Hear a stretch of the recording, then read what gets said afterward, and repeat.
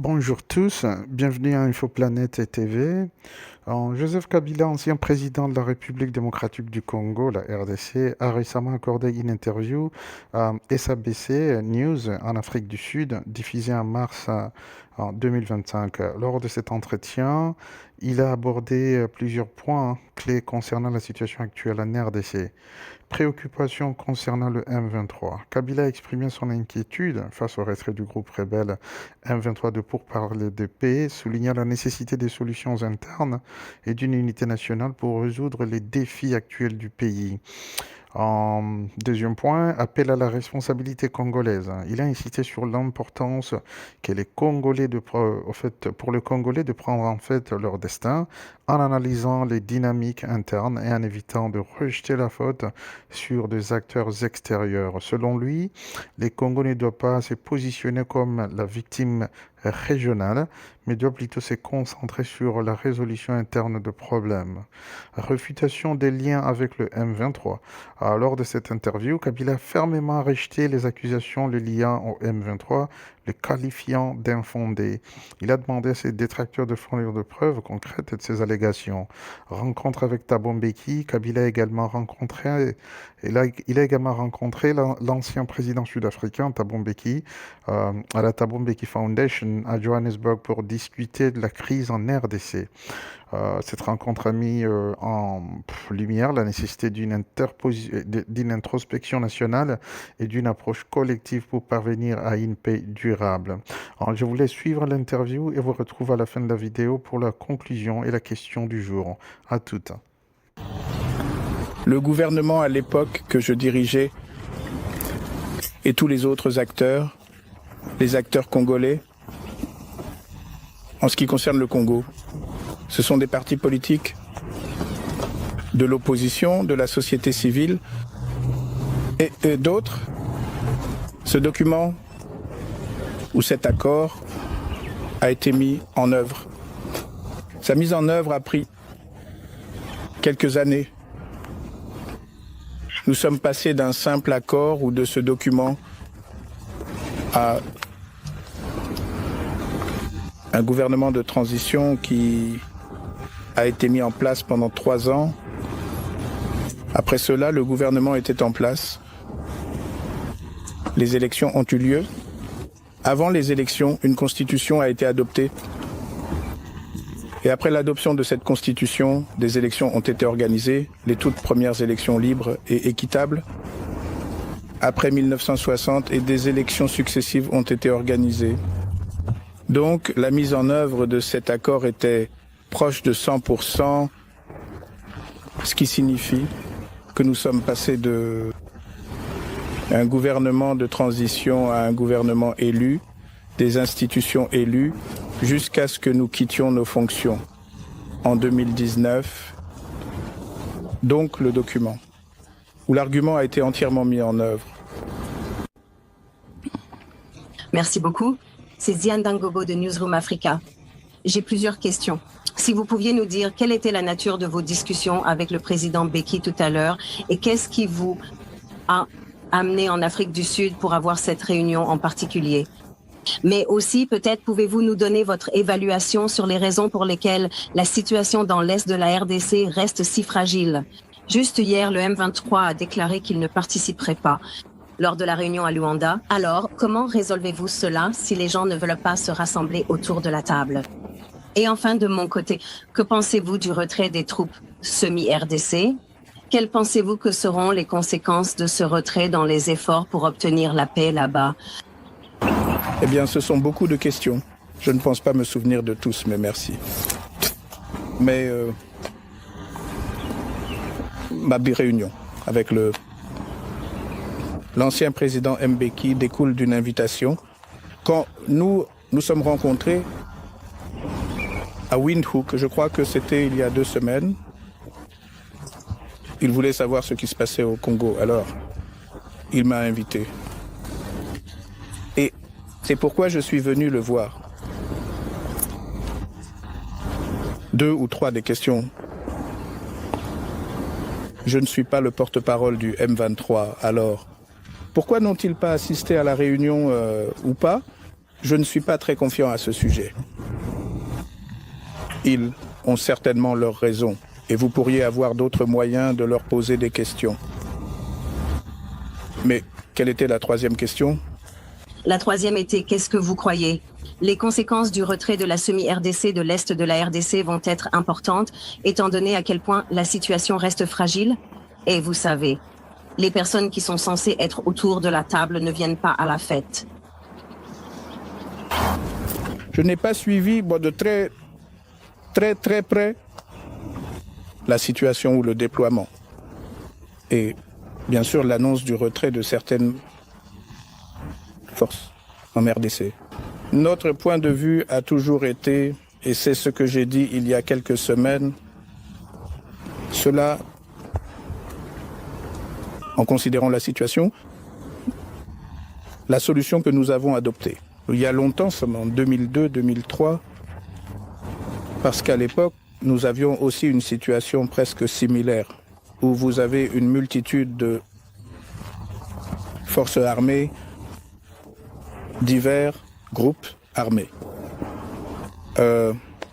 Aujourd'hui, ce qui est nouveau, c'est que vous avez maintenant des mercenaires qui ont été engagés par les forces gouvernementales. Notre attitude à l'époque était de demander à chacun de partir, chaque force. C'était de partir. Et c'est exactement ce qui s'est passé. Et c'est ce qui, je crois, a directement ou indirectement facilité le processus de paix qui a commencé immédiatement après. Mais est-ce la même solution que nous pouvons appliquer à la situation actuelle? Quoique c'est en partie vrai, oui.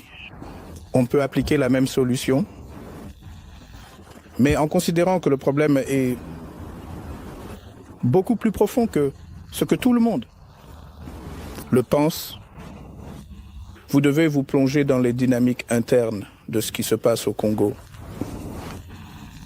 Et laisser de côté ce jeu de blâme en pensant que tout ce qui se passe est le résultat de quelqu'un d'autre. À un moment donné, nous devons nous demander, n'est-ce pas nous le problème ou notre problème? Et comment le résolvons-nous en tant que Congolais? Alors, quelles sont les conséquences de le retrait de Samir RDC? Eh bien, je ne vois pas de perturbation majeure dans la mesure où, en ce qui concerne le retrait, parce que ce sont des forces, à ma connaissance, qui ont été déployées dans une zone donnée, qui est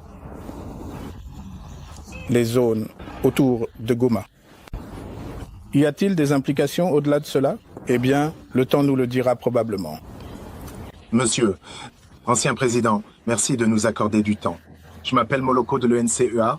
Je veux juste comprendre, étant donné que vous avez convoqué une réunion avec les leaders de l'opposition en RDC et la société civile au début de ce mois.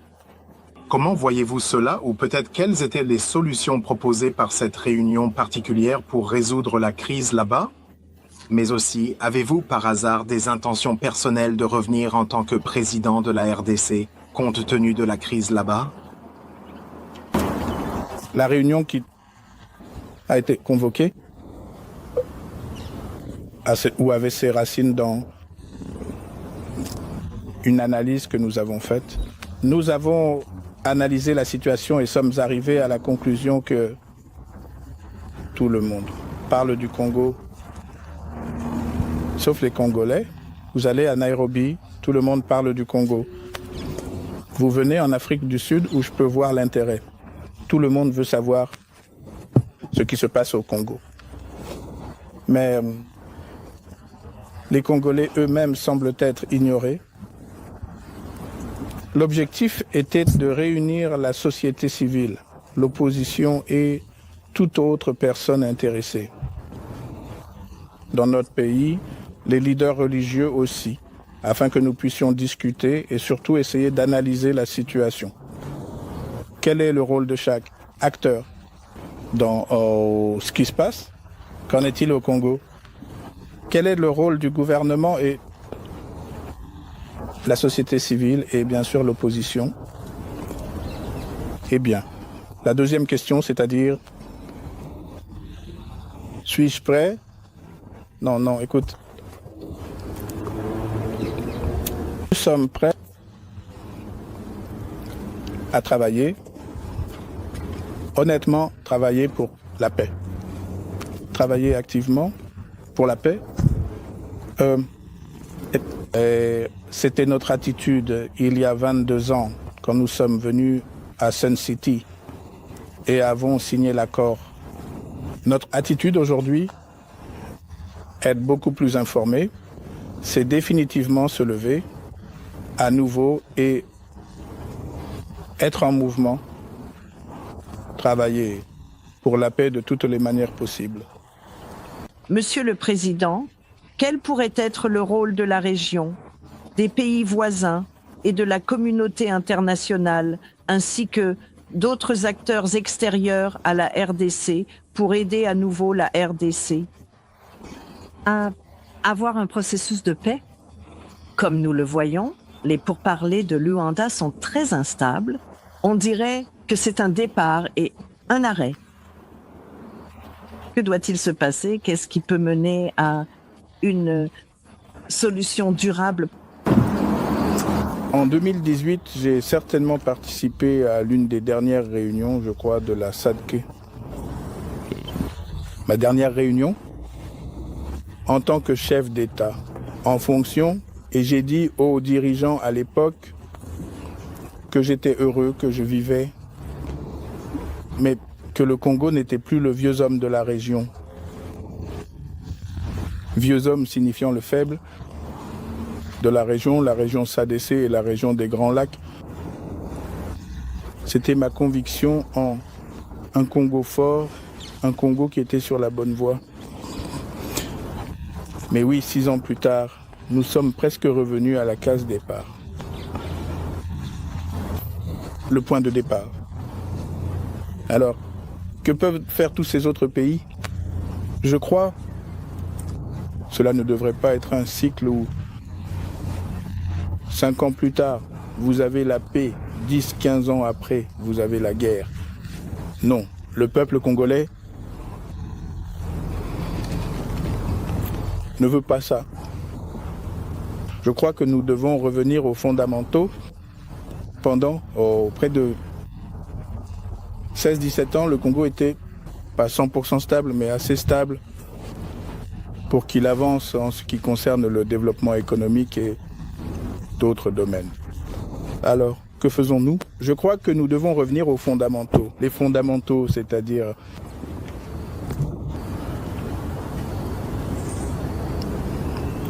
nous devons nous poser la question, où avons-nous mal agi?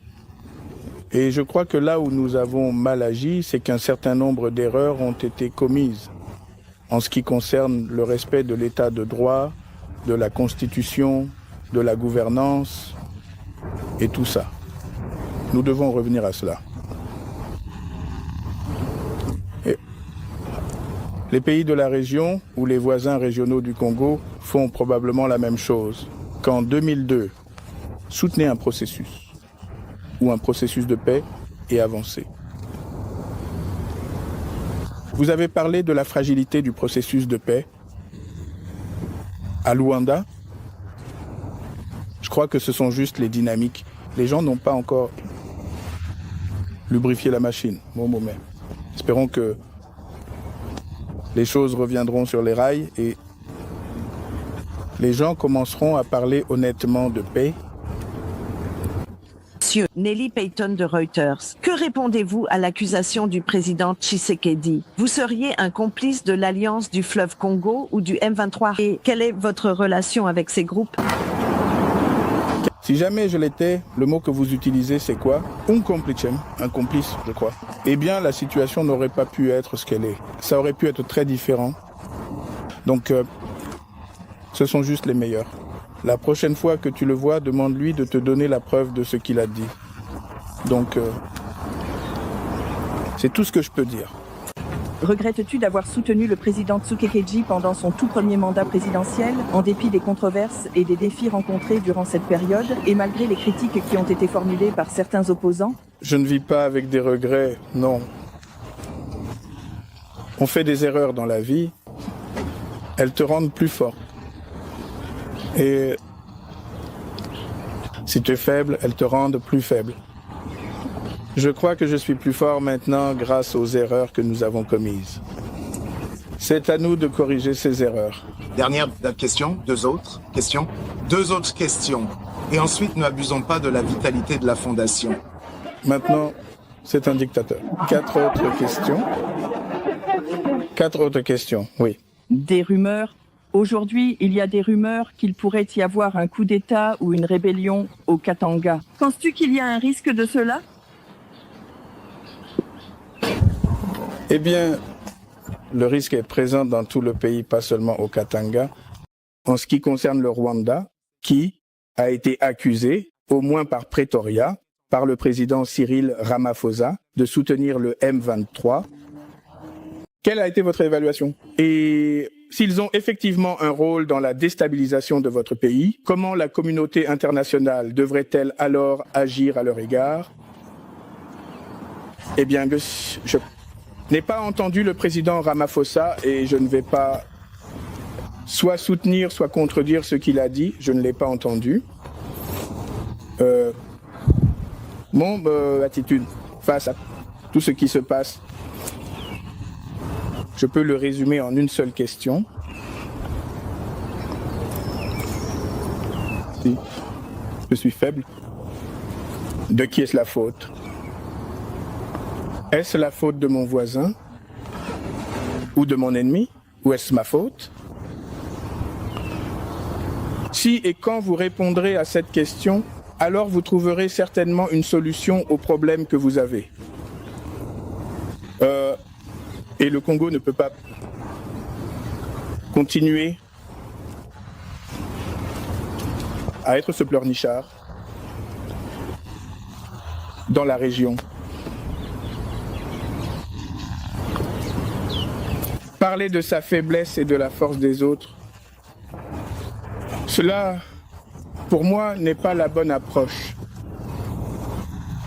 Alors, comment la communauté internationale gère-t-elle la situation? Eh bien, je ne fais pas partie de cette communauté internationale en particulier.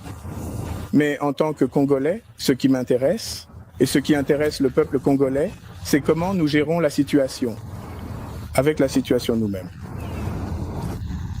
Et je crois que cela devrait être le point de vue à partir duquel nous devrions regarder les choses.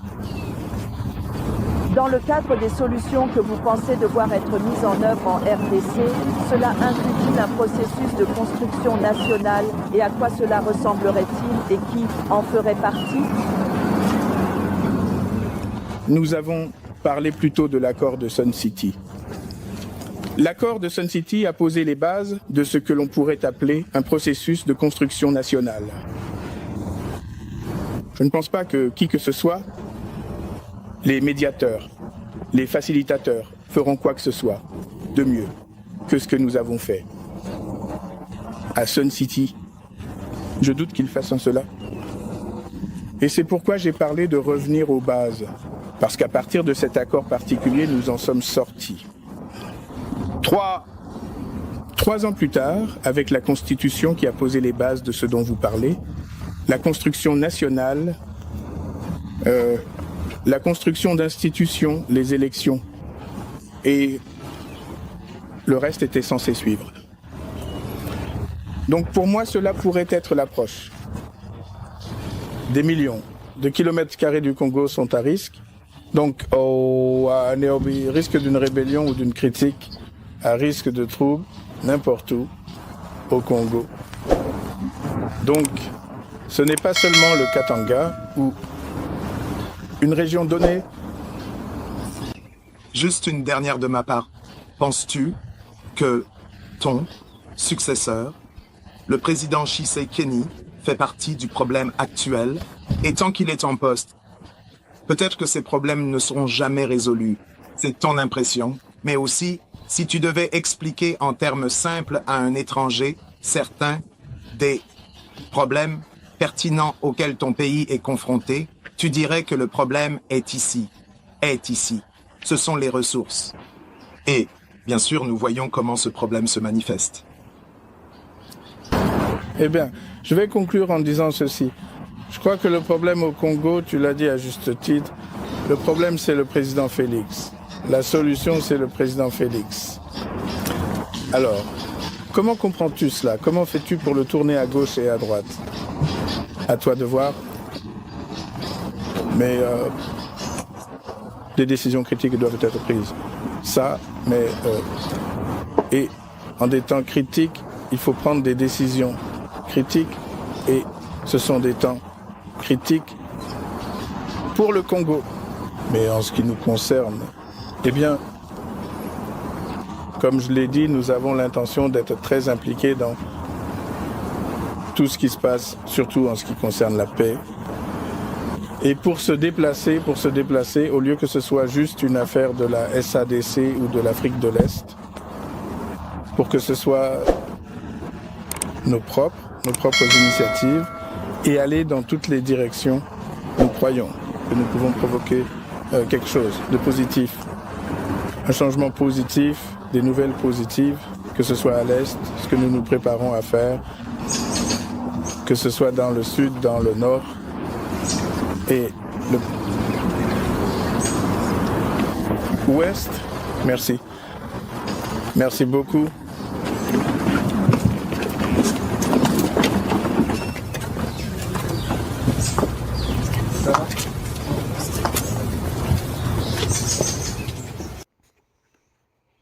Rebonjour à tous. En conclusion, à travers cette interview accordée à la SABC News, Joseph Kabila a mis en avant l'importance d'une solution congolaise aux crises actuelles en RDC. Il a rejeté les accusations de lien avec le M23, soulignant que ces problèmes étaient plus profonds et nécessitaient une introspection nationale. Il a également insisté sur la responsabilité des Congolais à résoudre leurs propres conflits plutôt que de compter sur des solutions extérieures. Enfin, sa rencontre avec Thabo Mbeki montre une volonté de dialogue et de recherche de paix durable. Et c'est tout pour aujourd'hui. Maintenant, pour notre question du jour, pensez-vous que la RDC puisse réellement surmonter ses défis internes sans intervention extérieure, comme le suggère Joseph Kabila? Pourquoi? Laissez nouveau commentaire en bas. Ne manquez pas de vous abonner et de partager la vidéo. Merci, à la prochaine.